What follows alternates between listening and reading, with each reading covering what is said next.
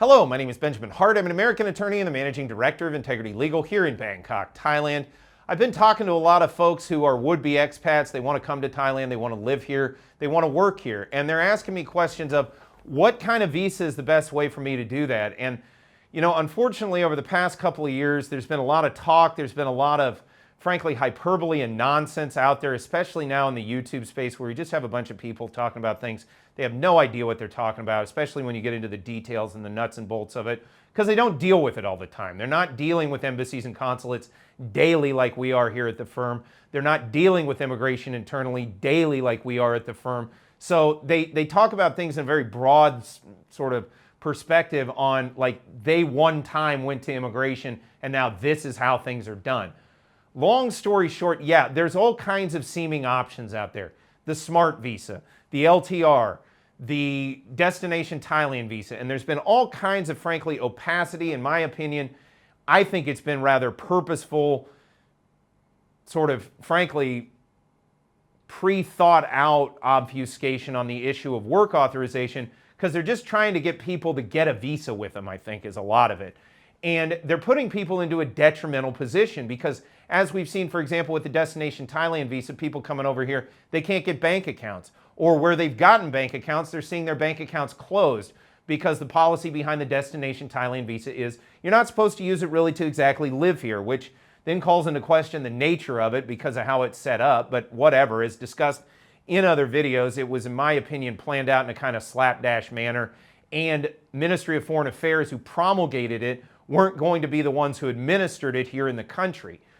That said, the point of this video is, look, what's that great line from, I may even make it the thumbnail of this video. There's a great line from the movie The Fifth Element where he says, old tricks are the best tricks. You know, in a sense, that's how you kind of need to think about the standard Thai business visa. And if you're looking to come here long term and you want a path to permanent residence or even possibly citizenship down the road, you want to know that you're locked into a visa that's solid. The standard Thai business visa is that option. Why? One, it's specifically mentioned in the Immigration Act of 1979.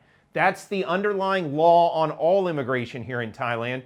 And while we've seen all of these different agencies and things say they can create these visas out of whole cloth, I'm here to tell you, as a practical matter,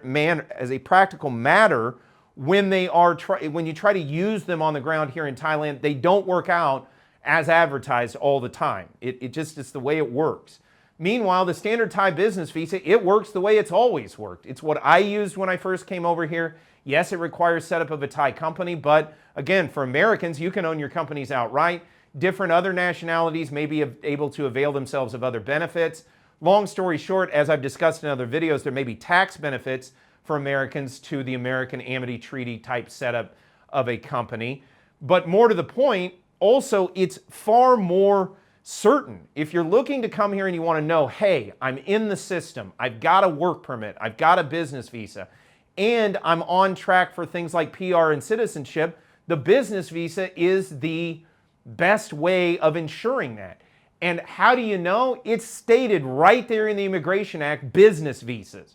It's there. You know it's there. It's under the law. There's no refuting it. These other type of visas that have been invented willy-nilly, especially the past couple of years, you're never going to know if you can fully rely on those, especially if we have changes in government and things.